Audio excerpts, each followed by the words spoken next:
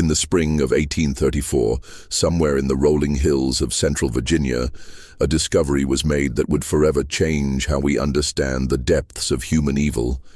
47 children, ages ranging from 6 to 16, were found chained in a basement beneath what appeared to be an ordinary farmhouse. The children bore no resemblance to each other, spoke different languages, and when questioned, could only whisper one name through their tears: Mother Sullivan.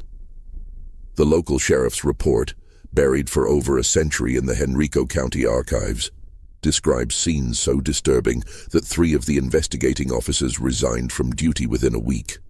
What makes this case truly haunting isn't just the horror of what was found, but the chilling realization that Constance Sullivan had been operating her twisted enterprise for over 2 decades without detection.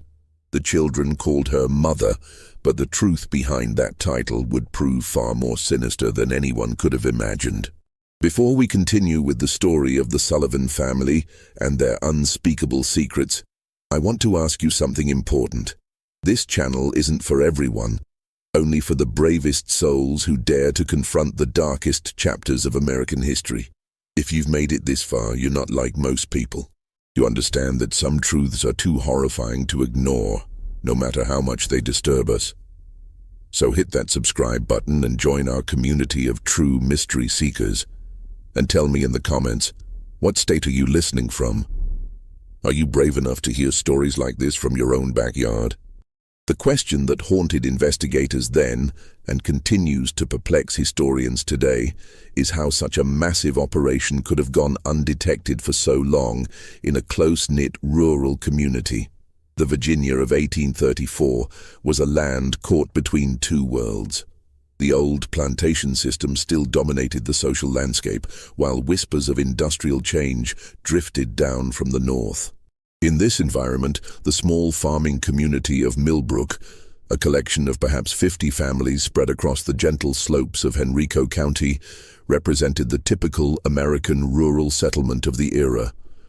Most residents farmed tobacco or corn, traded at Henderson's general store, and gathered for social events at the one-room schoolhouse that doubled as a community meeting hall. The Sullivan property sat on the outskirts of this community, a modest 2-story wooden farmhouse surrounded by nearly 200 acres of prime agricultural land. To any traveler passing along the dusty road that connected Millbrook to Richmond, the Sullivan farm appeared utterly unremarkable.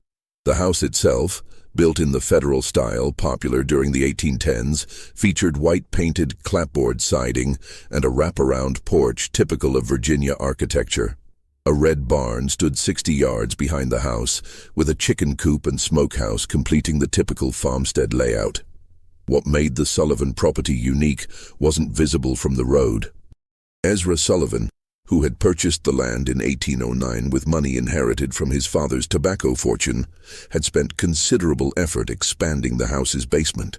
While most Virginia homes of the period featured simple root cellars, the Sullivan basement extended far beyond the footprint of the house above. Local craftsmen remembered being hired for various excavation projects throughout the 1810s and 1820s, though none had seen the completed work. Ezra paid well and in cash, asking only that the workers focus on their assigned sections rather than the overall project.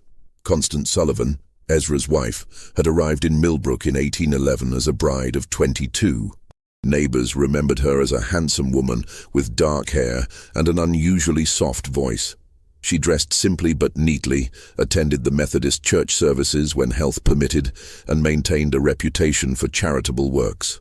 When approached about contributing to community causes, Constance would inevitably explain that she and Ezra were already caring for several orphaned children from her family back in Pennsylvania. The arrangement, she explained, was temporary, just until suitable permanent homes could be found. This explanation satisfied the community's curiosity about the occasional glimpses of children around the Sullivan property. Mrs. Henderson at the general store would sometimes see a young face peering from the Sullivan wagon when Constance came to town for supplies.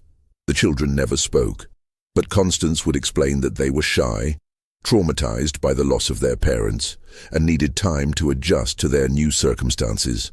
The community, familiar with the tragedy of orphaned children in an era of high mortality rates, accepted these explanations without question. Thomas Henderson, who ran the general store, later recalled that Constance Sullivan was one of his most reliable customers. Every 2 weeks, she would arrive with a detailed list and enough cash to purchase substantial quantities of basic foodstuffs: flour, cornmeal, salt pork, molasses, and other staples. The quantities seemed large for a childless couple, but when Thomas mentioned this, Constance would remind him about the orphaned children. She also purchased unusual amounts of basic medicines, explaining that children from poor circumstances often arrived with various ailments that required treatment. The Sullivan farm operated on a schedule that puzzled some neighbors. While most farming families rose with the sun and worked until dusk, activity at the Sullivan property often continued well into the evening. Lights could be seen in the farmhouse windows at unusual hours, and the sound of hammering or construction work sometimes echoed across the fields during the night. When asked about these activities, Ezra would explain that he was making improvements to accommodate the growing number of children in their care. Dr. Marcus Whitfield, the traveling physician who served the Millbrook area, remembered being called to the Sullivan farm on several occasions during the 1820s and early 1830s. Each time he was told that one of the orphaned children had fallen ill and needed medical attention. However, Dr. Whitfield was never permitted to examine the children directly. Instead, Constance would describe the symptoms and request specific medications.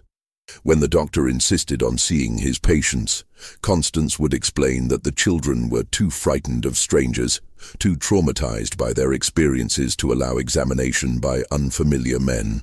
The deception was so complete that even the local pastor, Reverend Samuel Matthews, believed in the Sullivan family's charitable work. During his occasional visits to the farm, Reverend Matthews would praise Constance and Ezra for their Christian compassion in caring for so many unfortunate children. He offered to help find permanent homes for the orphans, but Constance would always explain that she was already in correspondence with relatives in Pennsylvania who would eventually take the children. The process, she assured him, simply required patience and careful arrangement. What none of the community members realized was that Constance Sullivan had been perfecting her deception for over 2 decades. The orphaned children were not temporary residents awaiting placement with loving families. They were prisoners, purchased, kidnapped, or lured from their families across multiple states, held in conditions that would make hardened criminals weep with horror. The discovery that would expose the Sullivan family's horrific secrets began with a series of seemingly unrelated incidents in the early months of 1834. February had been unusually harsh, with temperatures dropping well below freezing for weeks at a time. The bitter cold that gripped Virginia that winter would prove to be both a blessing and a curse for the 47 children trapped beneath the Sullivan farmhouse. On February 23, 1834, a traveling merchant named Jacob Stern was making his way from Richmond to Charlottesville when a violent snowstorm forced him to seek shelter. The Sullivan farm, being the closest building visible from the road, seemed like a natural choice for emergency accommodation. Ezra Sullivan, despite his obvious reluctance, could hardly refuse hospitality to a stranded traveler during such dangerous weather.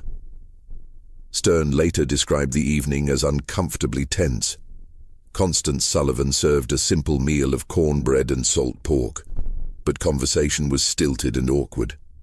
The Sullivans seemed nervous, constantly exchanging glances and starting at every sound. When Stern asked about the children he had been told lived on the farm, Constance explained that they were all sleeping and mustn't be disturbed.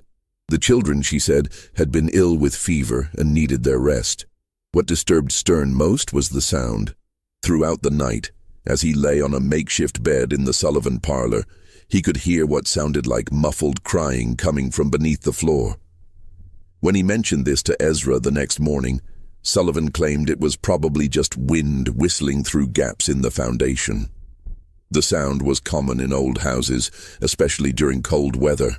Stern accepted this explanation, but something about the Sullivans' manner continued to trouble him. The second incident occurred 3 weeks later on March 15th. Mary Catherine Flynn, a young Irish immigrant traveling with her family to seek work in the tobacco fields around Richmond, became separated from their group during a river crossing. Exhausted and frightened, she made her way to the Sullivan farm as darkness fell. Constance Sullivan took her in, offering food and shelter for the night. Mary Catherine was never seen alive again. When her family reported her missing to the sheriff in Richmond, they described their last known location and the direction Mary Catherine had been heading. A search party was organized, but the vast expanses of Virginia wilderness made finding a single missing person nearly impossible. The search was called off after a week, and Mary Catherine Flynn was presumed to have died of exposure or been killed by wild animals. The final incident that would lead to the discovery occurred on April 2, 1834. A local farmer named William Hutchinson was hunting rabbits in the woods that bordered the Sullivan property when he heard something that stopped him cold. From somewhere near the Sullivan farmhouse came the sound of children screaming. Not the ordinary cries of youngsters at play, but raw, desperate shrieks of pure terror. Hutchinson crept closer to investigate, hiding behind a stand of oak trees about 50 yards from the Sullivan house. For nearly an hour, he watched and listened. The screaming continued intermittently, always seeming to come from beneath the house rather than from inside it. At one point, he saw Ezra Sullivan emerge from what appeared to be a cellar door on the side of the house. Sullivan looked around nervously, then disappeared back underground. When Hutchinson reported what he had witnessed to his neighbors, opinions were divided. Some suggested that the orphaned children might be more troubled than the Sullivans had indicated, perhaps requiring discipline or medical treatment that could be distressing. Others, however, began to remember odd details that hadn't seemed important before. The unusual amounts of food Constance Sullivan purchased, the strange sounds neighbors occasionally heard at night, the fact that none of the supposed orphans had ever been seen in town or at community gatherings. Sheriff Benjamin Crawford, a veteran lawman who had served Henrico County for over 15 years, initially dismissed the concerns as neighborhood gossip. However, when William Hutchinson approached him directly and insisted on filing a formal complaint, Crawford agreed to investigate. The law required him to follow up on reports of potential child abuse, regardless of his personal opinion of the accusers. On the morning of April 8, 1834, Sheriff Crawford rode out to the Sullivan farm, accompanied by his deputy, Marcus Webb. They arrived just after sunrise, expecting to conduct a routine inspection that would put the community rumors to rest. Constance Sullivan met them at the door, her manner calm and welcoming. She invited the officers inside for coffee and expressed concern about the gossip circulating in the community. The conversation began normally enough. Constance explained again about the orphaned children, showed the officers letters she claimed to have received from relatives in Pennsylvania, and offered to arrange for the children to meet with Sheriff Crawford once they recovered from their recent illness. Everything seemed perfectly reasonable until Deputy Webb asked to use the privy.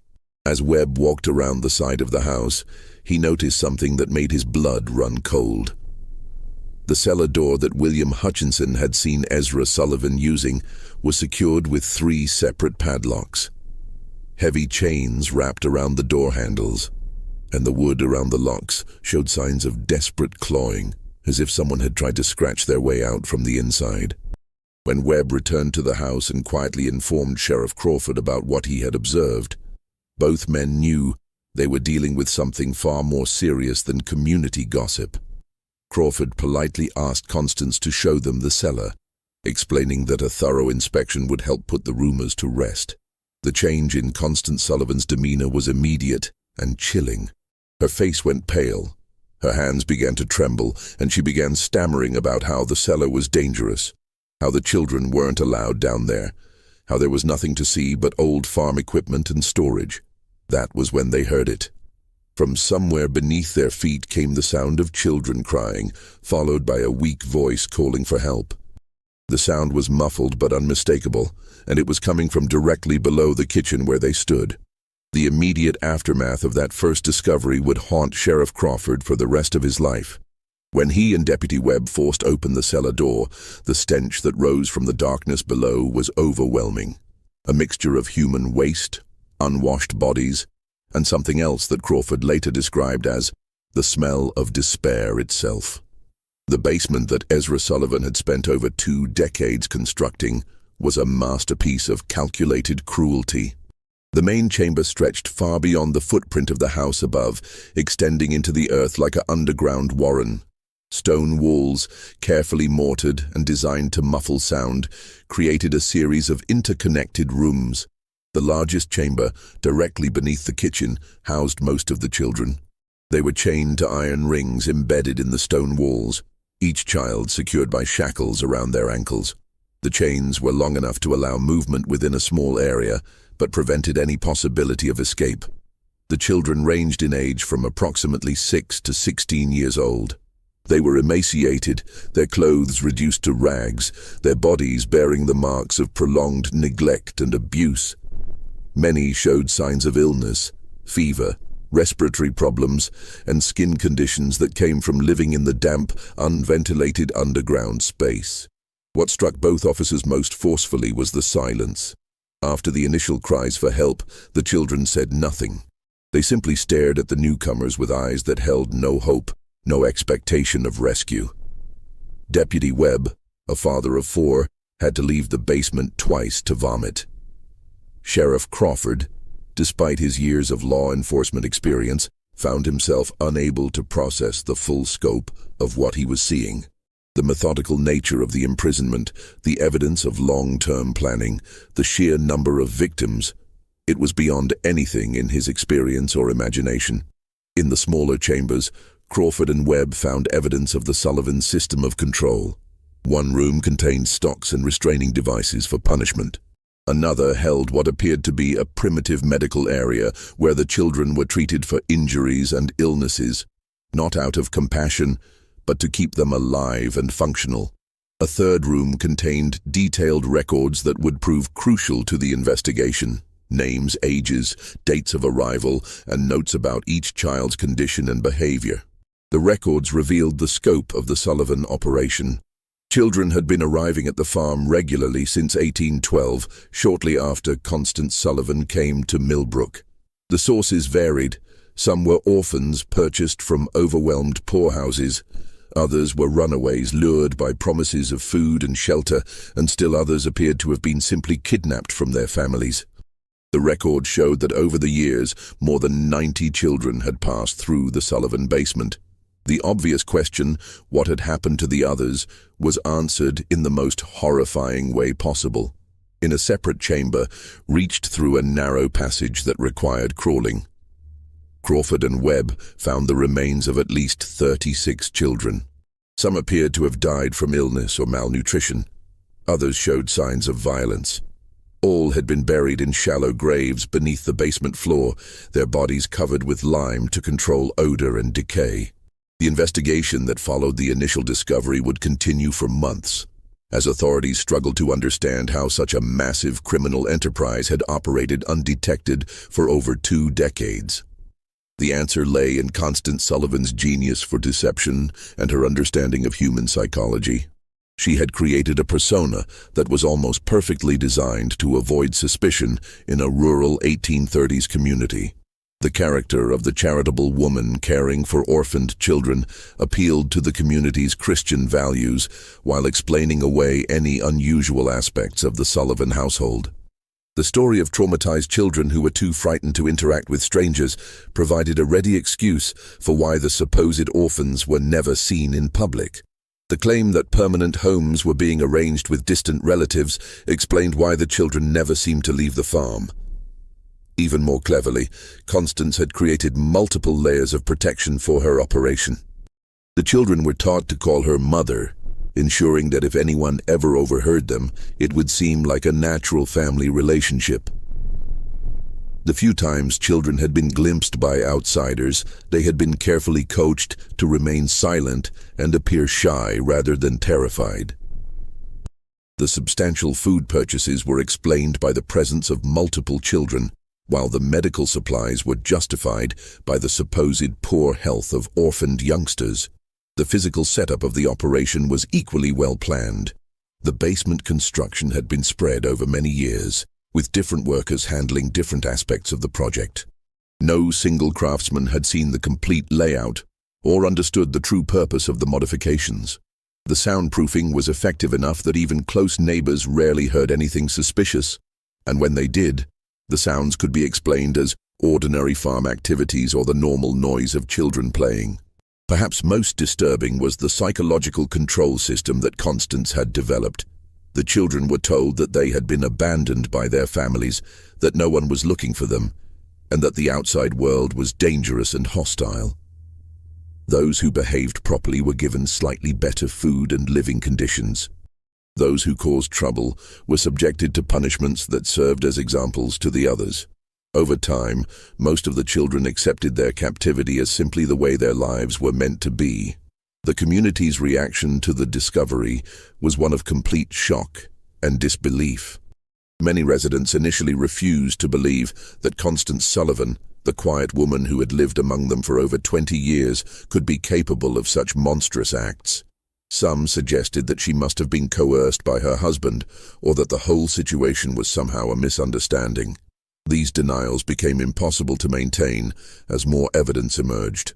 The detailed records found in the basement included not just information about the children, but also correspondence with criminal contacts in other states. Constance Sullivan had been part of a network that trafficked in children, buying and selling young victims across state lines. The Sullivan farm was just one operation in a larger criminal enterprise that stretched from Pennsylvania to Georgia. As Sheriff Crawford delved deeper into the Sullivan case, disturbing patterns began to emerge that suggested the operation was far more sophisticated than initially believed. The correspondence found in the basement revealed that Constance Sullivan had been in regular contact with at least 12 other individuals across 5 states, all apparently involved in similar activities.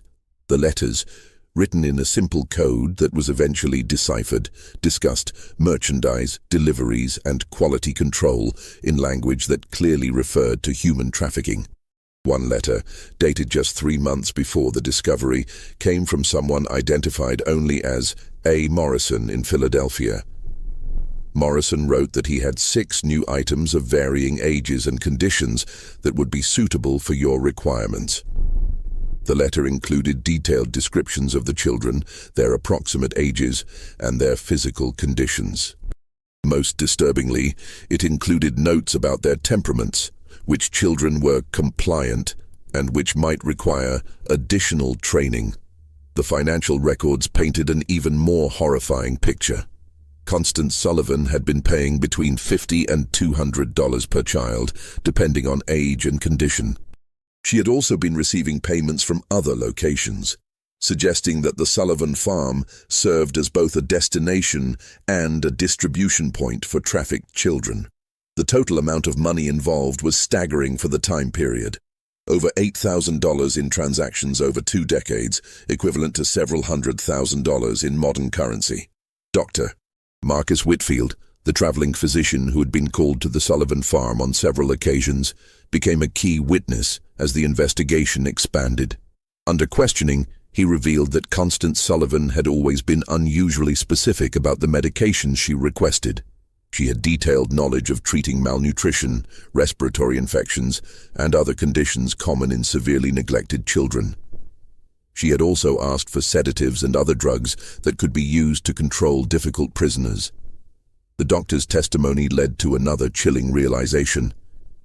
Constance Sullivan had been systematically studying how to keep large numbers of children alive under conditions of extreme deprivation. The medical supplies she purchased, the questions she asked, even the layout of the basement, everything was designed to maximize the survival rate of her prisoners while minimizing the resources required to maintain them. Local businessman Thomas Henderson provided additional pieces of the puzzle.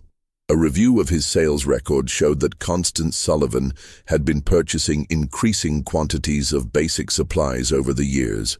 What appeared to be the growing needs of a charitable household was actually evidence of an expanding criminal operation. Henderson also remembered specific requests for items that seemed unusual at the time: extra blankets, large quantities of children's clothing, and bulk purchases of simple medicines. The investigation also revealed the role of Ezra Sullivan in the operation. While Constance appeared to be the mastermind, Ezra was responsible for the physical maintenance of the prison and the handling of the children. Several of the surviving victims, when they were finally able to speak, described him as the enforcer who carried out punishments and maintained discipline. His construction work on the basement hadn't been just expansion. It had been constant refinement of a system designed to hold human beings in captivity. The most disturbing revelation came from analyzing the records of children who had disappeared from the Sullivan farm over the years. The ledgers showed that some children had been transferred to other locations, suggesting a network of buyers and sellers across multiple states.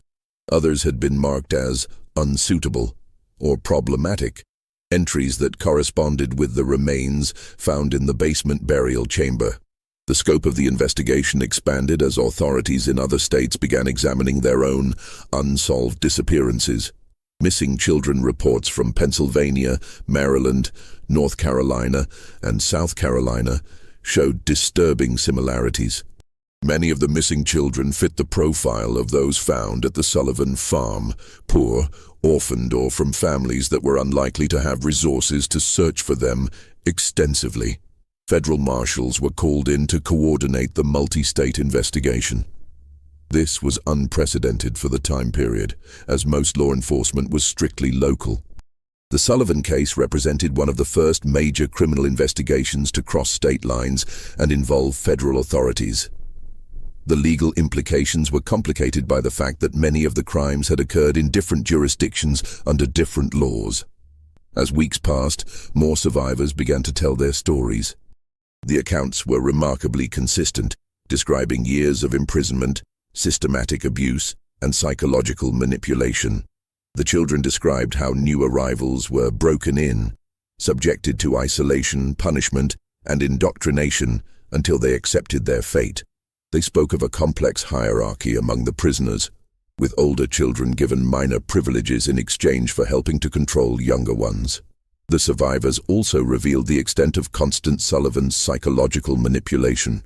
She had convinced many of the children that they were worthless, that their families had sold them or abandoned them, and that they deserved their treatment. Some of the older children, who had been imprisoned for years, initially resisted rescue efforts because they had been conditioned to believe that the outside world was even more dangerous than their captivity. The investigation uncovered evidence of Sullivan's methods for acquiring victims. She had developed relationships with corrupt officials at poorhouses and orphanages who would provide children in exchange for payments. She had also cultivated contacts among criminal elements in major cities who could identify vulnerable children, runaways, street orphans, and others who wouldn't be missed immediately. Perhaps most chillingly, the records showed that the Sullivan operation had been expanding in recent years. The number of children being held had increased, and there were plans in the correspondence for establishing similar facilities in other locations. The discovery at the Sullivan farm had apparently interrupted a criminal enterprise that was on the verge of becoming a much larger operation. The breakthrough that would lead to the complete exposure of the Sullivan network came from an unexpected source. Among the surviving children was a girl named Rebecca, approximately 14 years old, who had been held longer than any of the others. Unlike the other children who had been broken by their ordeal, Rebecca had maintained a spark of defiance and an extraordinary memory for details. Rebecca had been kidnapped from her family's farm in Pennsylvania in 1829 when she was just 9 years old. She remembered everything about her capture: how a woman claiming to be a distant relative had arrived at their farm, how she had been lured away with promises of sweets and a ride to town, how she had awakened chained in the Sullivan basement. More importantly, she remembered every conversation she had overheard between Constance Sullivan and the various visitors who had come to the farm over the years. Rebecca's testimony revealed that the Sullivan operation was just one part of a much larger network. She had heard Constance discussing other farms, other locations where children were being held. She remembered names, dates, and details about shipments of children being moved between different facilities. Her information provided law enforcement with their first comprehensive picture of the scope of the criminal enterprise. The most significant revelation came when Rebecca described a visit that had occurred just 2 weeks before the discovery. A well-dressed man had arrived at the farm in an expensive carriage, accompanied by 2 other men. Rebecca had been selected, along with 3 other children, to be inspected by the visitors. The man had examined them carefully, checking their teeth, their muscle tone, and their general health like a buyer evaluating livestock. The visitor had ultimately decided not to purchase any of the children, complaining that they were too damaged for his purposes. However, he had left behind a letter containing detailed specifications for the type of children he wanted to purchase. The letter, which was found among Constance Sullivan's papers, described requirements for children of specific ages, physical characteristics, and temperaments.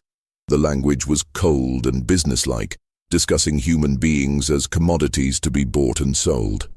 The letter was signed H. Blackwood and included a return address in Charleston, South Carolina. When authorities investigated, they discovered that Henry Blackwood was a wealthy plantation owner who had been purchasing children for years, ostensibly as household servants, but actually for purposes that the investigation would reveal to be even more sinister than the Sullivan operation. The Blackwood connection opened up an entirely new dimension of the case. Southern plantation owners, it appeared, had been using the child trafficking network to acquire workers who would be completely under their control. Unlike enslaved people who had some legal protections and whose disappearance might be noticed, trafficked children could be worked to death with no legal consequences. They had no families to search for them, no legal status to protect them, and no hope of escape. The investigation of the Blackwood connection revealed that several other prominent Southern families had been involved in similar purchases. The children were being used not just as laborers, but as subjects for medical experiments, as targets for violent entertainment, and for purposes that the investigators found too disturbing to document fully in their official reports. As the scope of the criminal network became clear, the investigation faced increasing resistance from powerful interests. Several of the families involved in purchasing children had significant political connections and substantial resources to protect themselves. Threats began to be made against investigators, witnesses, and even the surviving children. Sheriff Crawford received anonymous letters warning him to drop the investigation. Deputy Webb was attacked by unknown assailants while walking home from work. Dr. Whitfield found his medical practice suddenly boycotted by several prominent patients. The pressure was clearly designed to intimidate law enforcement and prevent the full extent of the network from being exposed. The situation became even more dangerous when one of the surviving children, a boy named Timothy, who had been providing crucial testimony, disappeared from the temporary shelter where he was being housed. A search was conducted, but Timothy was never found. The message was clear: those who cooperated with the investigation would face severe consequences. Despite the intimidation, the investigation continued. Federal marshals provided additional security for key witnesses and investigators. The surviving children were moved to more secure locations, and armed guards were posted at the Sullivan farm to protect the physical evidence. The case had become a test of whether the American legal system could function when confronted with crimes involving wealthy and powerful perpetrators. The pressure reached its peak when Constance Sullivan herself was found dead in her jail cell. The official cause of death was listed as suicide, but the circumstances were suspicious. Sullivan had been scheduled to testify about the full extent of the criminal network, including the names of all her contacts and customers. Her death eliminated the investigation's most important witness and source of information about the broader conspiracy. The mysterious death of Constance Sullivan sent shockwaves through the investigation team. If powerful interests were willing to eliminate key witnesses, no one involved in the case was safe. The investigation had uncovered a criminal enterprise so vast and so well connected that it posed a threat to some of the most prominent families in American society. Just when it seemed that the investigation might be derailed by intimidation and violence, an unexpected development changed everything. A former employee of Henry Blackwood, motivated by guilt over what he had witnessed, came forward with evidence that would blow the case wide open. The employee, a man named Samuel Pierce, had worked as an overseer on the Blackwood plantation and had detailed knowledge of the children who had been purchased from the Sullivan network. Pierce brought with him documents that proved the connection between the Sullivan operation and the Southern buyers. More importantly, he had witnessed the fate of many of the children who had been sold to plantation owners. His testimony would provide the final pieces of the puzzle and expose the full horror of what had been happening to America's most vulnerable children. Samuel Pierce's testimony before the federal grand jury in Richmond would go down as one of the most disturbing accounts in American legal history. Pierce, a man in his 40s with weathered hands and haunted eyes, had worked for Henry Blackwood for over a decade.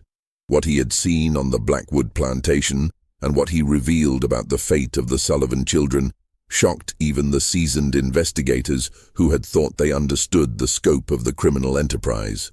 Pierce described how the Blackwood plantation operated two separate systems. The main plantation used enslaved labor for cotton production, operating under the typical, though brutal, economic model of Southern agriculture. However, Blackwood had also established what Pierce called the experimental quarters, a separate facility where the trafficked children were held for purposes that had nothing to do with agricultural production. The children purchased from the Sullivan network were used as subjects for medical experiments that Blackwood conducted with several associates, including 2 physicians from Charleston Medical College. The experiments were designed to test the limits of human endurance, to study the effects of various drugs and treatments, and to satisfy the scientific curiosity of men who viewed the children as laboratory animals rather than human beings. Pierce's most damning testimony concerned the detailed records that Blackwood maintained of these experiments. The plantation owner had documented everything: the children's reactions to different treatments, their survival rates under various conditions, and the progression of diseases that were deliberately introduced to study their effects. The records showed that Blackwood and his associates had been conducting systematic torture disguised as medical research. The testimony revealed that at least 37 children from the Sullivan network had been sold to Blackwood over the years. Of these, only 4 had survived long enough to be transferred to other buyers. The rest had died as a result of the experiments, malnutrition, or the brutal working conditions in the experimental quarters. Their bodies had been buried in unmarked graves in a remote section of the plantation. Pierce also provided information about the broader network of buyers. He had been present at meetings where Blackwood discussed purchases with other plantation owners, wealthy businessmen, and even some politicians. The conversations he overheard revealed that the trafficking network extended far beyond what investigators had imagined. Children were being bought and sold across the entire country, with different buyers having different requirements and purposes. The most shocking revelation came when Pierce described a gathering he had witnessed in the fall of 1833. Blackwood had hosted what he called a demonstration for potential buyers from across the South. The event was designed to showcase the quality of the children available through the network and to demonstrate the various uses to which they could be put. Pierce's description of this gathering was so disturbing that several members of the grand jury had to leave the room. The demonstration had included displays of the children's ability to perform various types of work, their responses to different forms of punishment and control, and their suitability for different types of exploitation. The buyers had been encouraged to examine the children closely, to test their reactions, and to place orders for specific types of victims. The entire event had been conducted with the casual, businesslike atmosphere of a livestock auction. Pierce's testimony also revealed the financial scope of the network. The prices paid for children varied dramatically based on their age, physical condition, and intended use. Younger children, who could be more easily controlled and conditioned, commanded higher prices. Children with specific physical characteristics or abilities were sold at premium rates. The total amount of money involved in the network was estimated to be in the hundreds of thousands of dollars, a fortune for the time period. The investigation team used Pierce's information to coordinate raids on multiple locations across the South. Federal marshals working with local law enforcement simultaneously struck at plantations, warehouses, and other facilities where trafficked children were being held. The raids were conducted in secrecy to prevent the destruction of evidence and the escape of key perpetrators. The results of the coordinated raids were staggering. Over 100 additional children were rescued from various locations. Physical evidence was seized that documented the full extent of the trafficking network, including financial records, correspondence, and detailed logs of purchases and sales. Several prominent individuals were arrested, including Henry Blackwood, 2 physicians from Charleston Medical College, and a state legislator from Georgia, who had been one of the network's best customers. The evidence seized during the raids painted a picture of systematic evil that shocked the nation. The trafficking network had been operating for over 30 years, had involved dozens of major buyers and sellers, and had victimized hundreds of children. The level of organization and sophistication was unprecedented for any criminal enterprise of the time period. The medical experiments conducted by Blackwood and his associates were documented in horrifying detail. The record showed that the experimenters had deliberately infected children with diseases to study their progression, had tested various poisons and toxins, and had conducted surgical procedures without anesthesia or proper medical training. The children had been treated as disposable research subjects, their lives valued only for the scientific knowledge that could be extracted from their suffering. The investigation also revealed the corruption that had made the network possible. Officials at orphanages, poorhouses, and local governments had been bribed to provide children or to ignore their disappearances. Judges had been paid to declare children abandoned or to approve adoptions that were actually sales. Even some law enforcement officials had been involved in covering up evidence and intimidating witnesses. The legal proceedings that followed would drag on for years, as prosecutors struggled to bring justice to victims of crimes that had occurred across multiple states and jurisdictions. The complexity of the case, combined with the wealth and political connections of many of the defendants, made prosecution extremely difficult. Several key defendants escaped conviction on technical grounds or through the influence of powerful allies. However, the public exposure of the trafficking network had profound effects that extended far beyond the legal proceedings. The Sullivan case became a catalyst for the first federal legislation addressing child trafficking and abuse. It led to reforms in the oversight of orphanages and poorhouses, and to the establishment of new legal protections for vulnerable children. The final resolution of the Sullivan case would take nearly 5 years to complete, but its impact on American society was immediate and profound. The public reaction to the revelations was one of horrified fascination mixed with a determination to prevent such atrocities from happening again. Newspapers across the country covered the story in unprecedented detail, with many publications dedicating entire issues to the investigation's findings. The surviving children faced a long and difficult path to recovery. Most had been held for years and had no memory of life before their captivity. The 47 children rescued from the Sullivan basement required extensive medical treatment, psychological care, and patient work to help them readjust to normal human interaction. Many never fully recovered from their ordeal, carrying physical and emotional scars for the rest of their lives.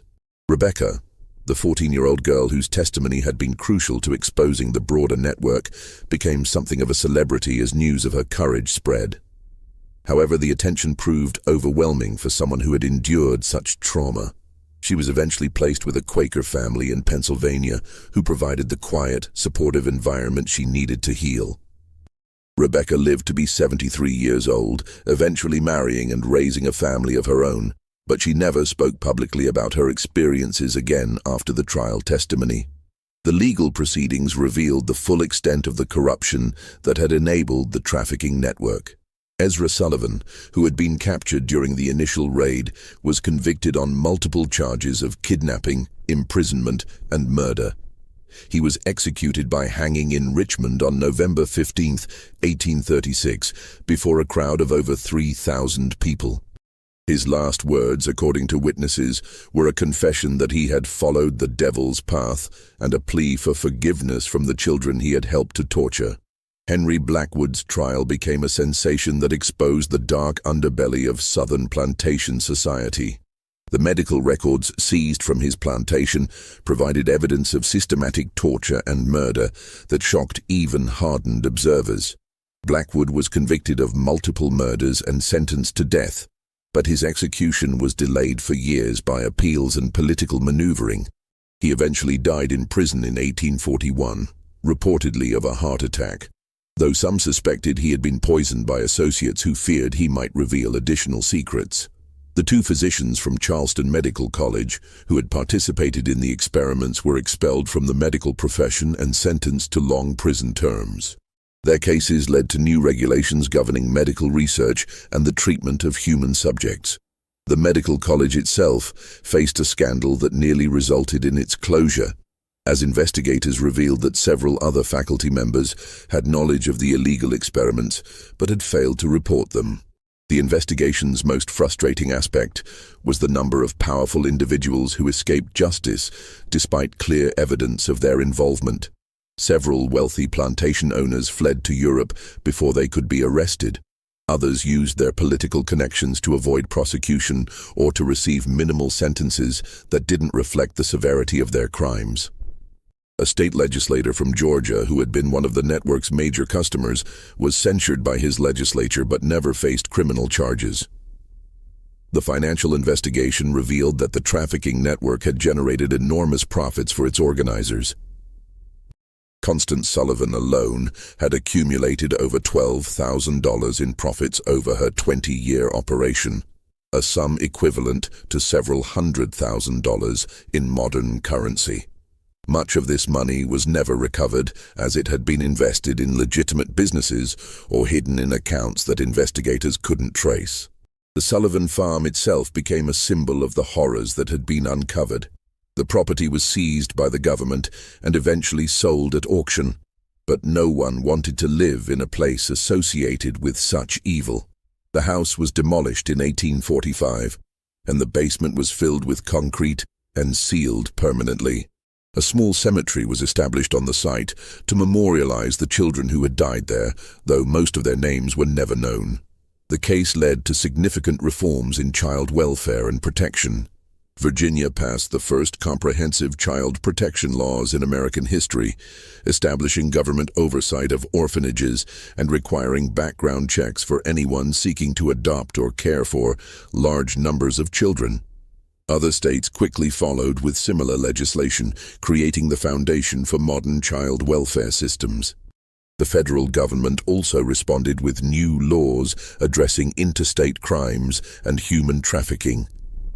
The Sullivan case had demonstrated the limitations of state-by-state law enforcement when dealing with crimes that crossed jurisdictional boundaries. New federal statutes gave marshals expanded authority to investigate and prosecute trafficking cases, establishing precedents that would prove crucial in later criminal justice developments. Perhaps most importantly, the case changed public awareness about the vulnerability of children and the need for systematic protection. The romantic notion of the charitable individual caring for orphaned children was replaced by a more realistic understanding of the need for institutional oversight and legal safeguards. The phrase, "another Sullivan case," entered common usage as a warning about the potential for abuse in situations involving vulnerable children. Dr. Marcus Whitfield, the physician who had unknowingly enabled the Sullivan operation through his medical consultations, dedicated the rest of his career to child welfare. He established free clinics specifically for orphaned and abandoned children, and became an advocate for reforms in medical practice that would prevent physicians from being manipulated by criminals. His later writings on medical ethics were influenced heavily by his experience with the Sullivan case. Sheriff Benjamin Crawford, who had led the initial investigation, was promoted to federal marshal and spent the rest of his career pursuing similar cases. He became one of the first law enforcement officials to specialize in crimes against children, developing investigative techniques and procedures that would be used for decades. Crawford's detailed reports on the Sullivan case became required reading for law enforcement officers across the country.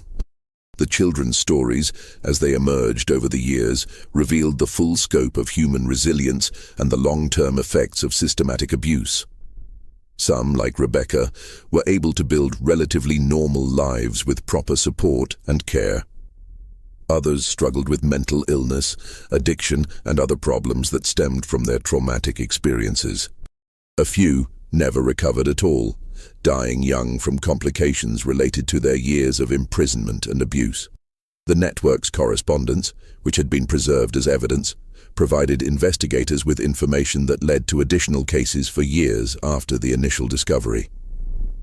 Letters found in the Sullivan basement contained references to other operations, other victims, and other perpetrators.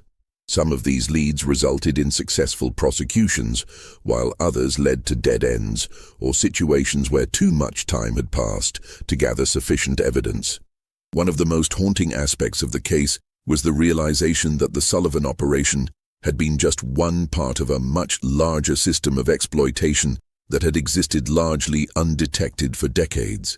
The investigation revealed that similar networks had operated in other parts of the country, that children had been bought and sold like commodities throughout American history, and that the legal and social systems had been inadequate to protect the most vulnerable members of society. The case also highlighted the role of community responsibility in preventing such atrocities.